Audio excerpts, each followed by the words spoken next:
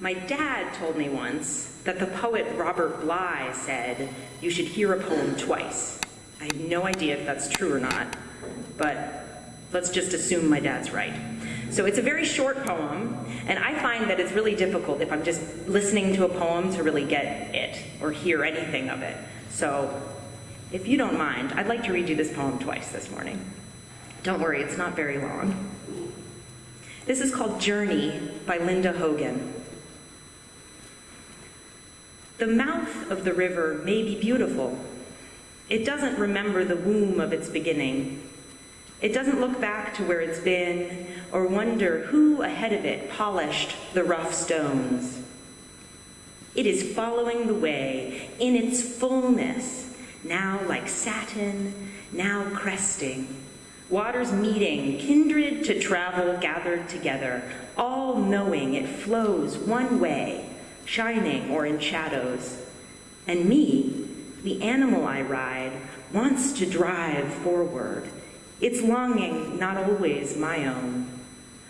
Overrunning its banks and bounds, edgeless, spilling along the way. Because, as I forget, it knows everything is before it. Journey by Linda Hogan. The mouth of the river may be beautiful. It doesn't remember the womb of its beginning. It doesn't look back to where it's been or wonder who ahead of it polished the rough stones. It is following the way in its fullness, now like satin, now cresting, waters meeting, kindred to travel, gathered together, all knowing it flows one way, shining or in shadows. And me, the animal I ride, wants to drive forward. Its longing, not always my own. Overrunning its banks and bounds, edgeless, spilling along the way. Because as I forget, it knows everything is before it.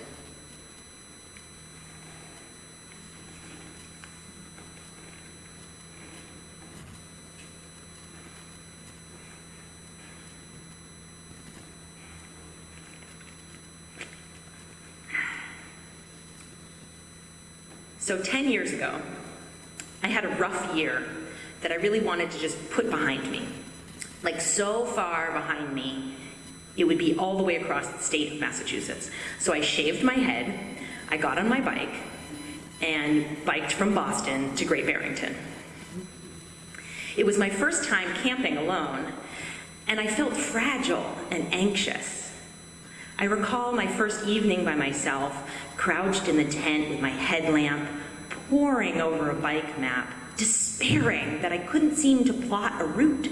All the lines were squiggling before my eyes. On this map I had, there were pink lines that noted the roads not considered ideal for biking. There were bold lines that showed highways where you simply just can't have a bike. And there were green lines, and the green lines showed the best bike routes. So I kept trying to link all the green lines together, but I just couldn't seem to find a course that would take me where I needed to go. I was desperate for a clear path to be laid out before me. I felt stranded and helpless. I couldn't breathe in the tent. I unzipped the door and toppled out, making something of a spectacle of myself to the family that was at the campsite next to mine. I had been avoiding them before. I was weirdly sheepish, like ashamed that I was traveling by myself. For some reason, I thought they would shun me for being a weirdo biking across Massachusetts all alone. But there they were, roasting their marshmallows, and they saw me burst out of my tent, and I couldn't ignore them anymore, so I had to sort of offer a little awkward wave, and they motioned me over, and we got to chatting, and of course they weren't weirded out by my mode of travel. They were curious and fascinated, and they had all kinds of questions and offered me a spot around the campfire. The kids were asking, "Are you scared of the dogs? And isn't it hard to bike up the hills?" So I was able to relax, and I really just enjoyed this surprise moment of hospitality. So later, I was back inside my tent and full of s'mores, and I saw my map in a whole new light. The green lines were no longer the only option. Suddenly, the map was covered in potential routes. In my earlier desperation for the green lines to intersect perfectly and form a clear way forward, I had completely missed the fact that there was also gray lines all over this map that showed other roads, other possible routes, perfectly acceptable for cycling. Immediately, the landscape shifted from inhospitable to abundant, from lonely to exciting and ripe for exploration. So of course you could just say that I was misreading the map before and that I needed to look at the key more closely. But really, I couldn't see all those possibilities until I embraced my choice to travel alone and opened myself up to adventure. Sure, it's unpredictable and potentially dangerous to travel alone, especially as a woman, but life is unpredictable and dangerous, and we just move through everything as best we can. During the first day of that bike trip, I had been running away, trying to shake off a bad year. After my night alone, I instead was able to find myself comfortable in my own company and reveling in the unknown road ahead. I actually had another revelation on this bike trip. So I kept winding up on these dirt roads. It was excruciating, bumping up and down. And in my exhausted brain during that first day, all I could think was, God, help me, I'm wasting all this energy bumping up and down rather than just moving smoothly forward. And after the epiphany with the map, on the next day, I found myself on a dirt path, and it dawned on me that it's okay to bump up and down a little bit. Why am I even doing this at all? To get there as fast as possible? Or to be here, enjoying the adventures of the ride?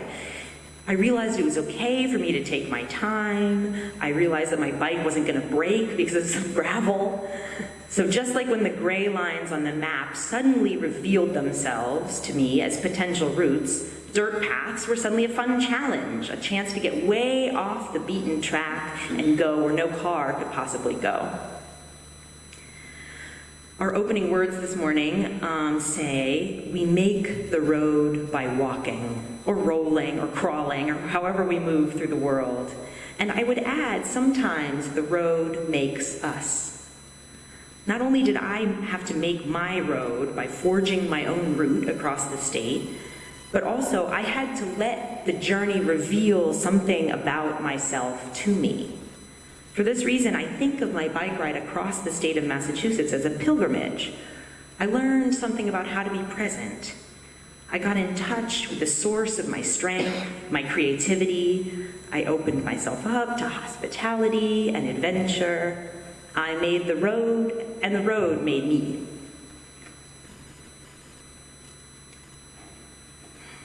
My most heartfelt and spontaneous prayers usually come to me when I'm on an airplane that's about to take off.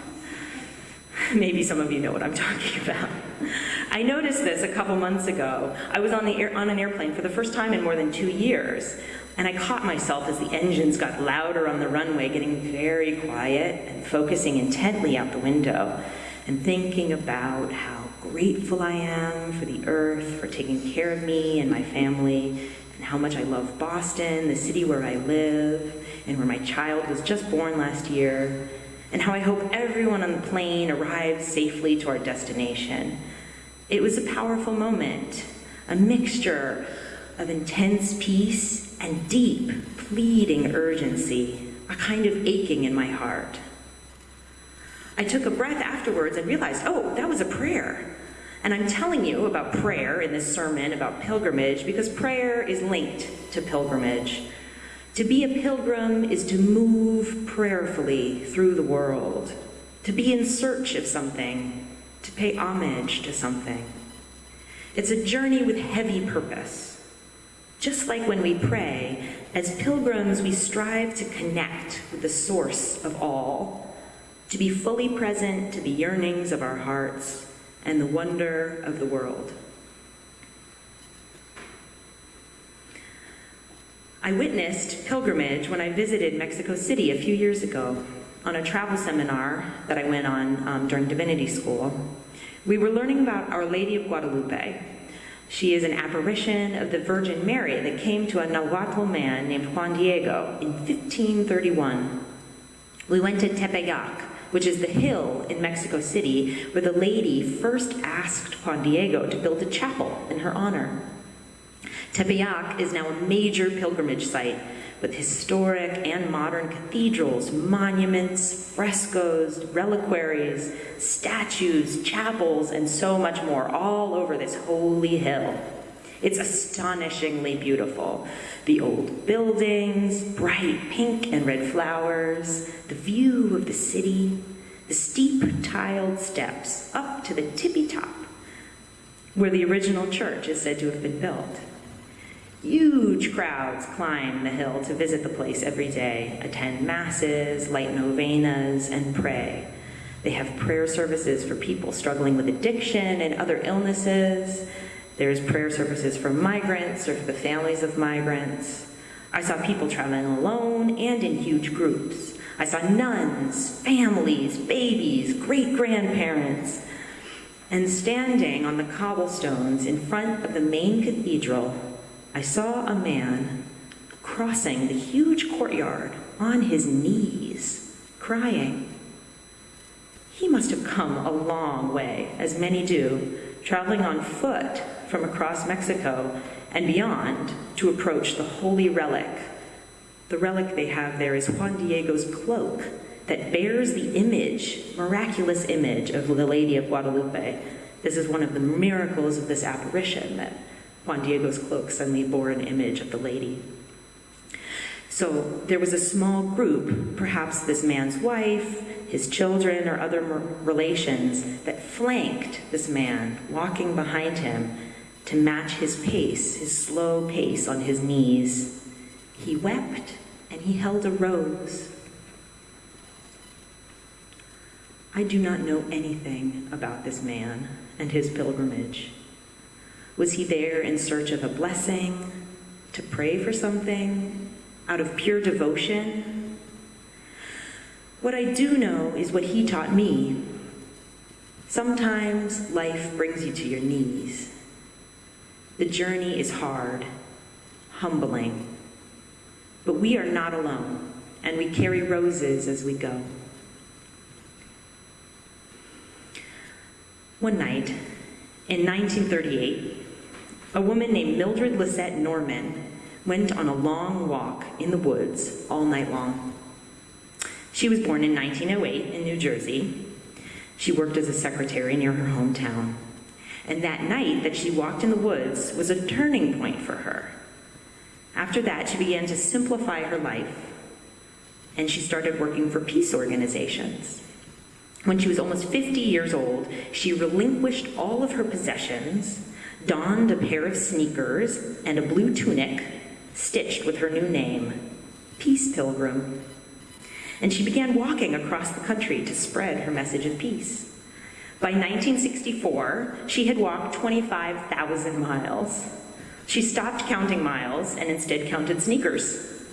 She went through 29 pairs over the next 17 years of walking, on 6.5 different coast-to-coast pilgrimages for peace.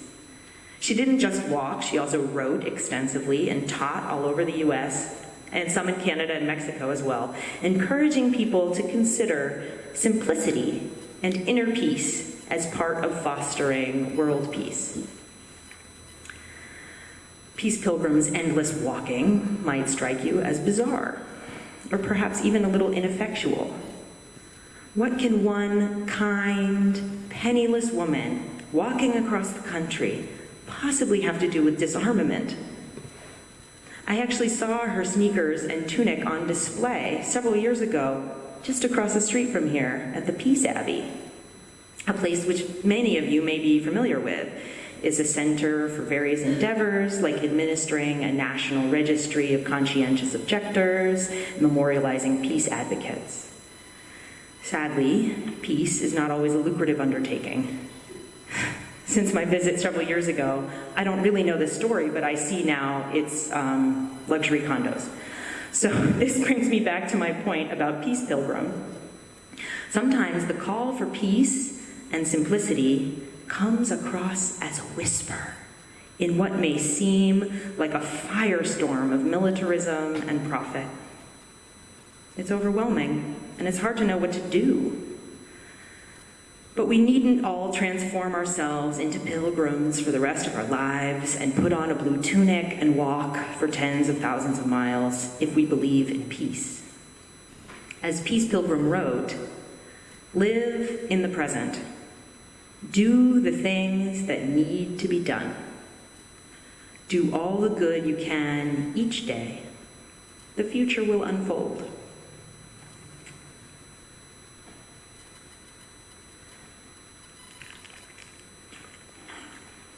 I shared that poem by Linda Hogan about the river's journey as our reading today because we are on a journey throughout our lives, not just if we set out on a pilgrimage.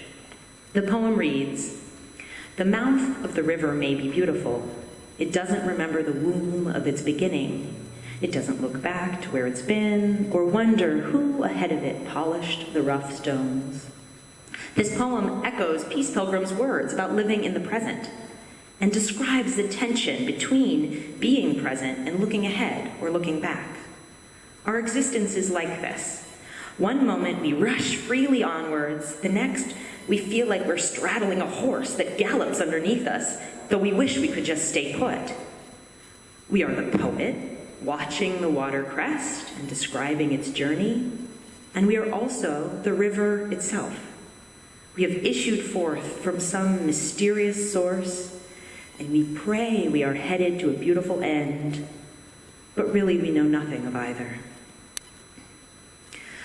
Earlier I said my most sincere prayers arrive when I'm on an airplane. That's only partially true. I've also prayed quite fervently as a hospital chaplain, sitting with patients and their family members, thinking about what we love most, yearning for comfort and healing, or for a peaceful transition out of this world. It is my work as a chaplain that has shown me that we are all pilgrims moving through this life, searching for connection and a chance to honor that which we hold most dear along the way.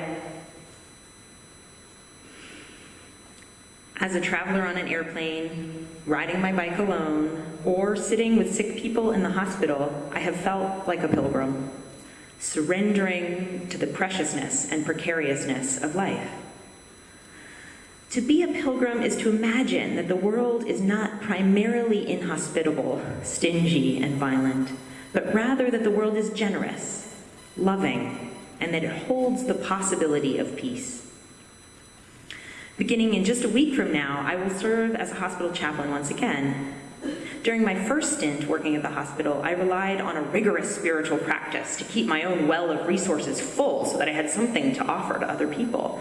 I meditated by the shores of Jamaica Pond, which is near my house, every morning and afternoon. I sat quietly on my back porch after a particularly hard day. I spent my days off at the beach. So the recurring theme for what restored me was time, peace of quiet, and presence of mind. Now I have a 1-year-old. As you may imagine, I don't really have a lot of time, peace of quiet, and presence of mind lately.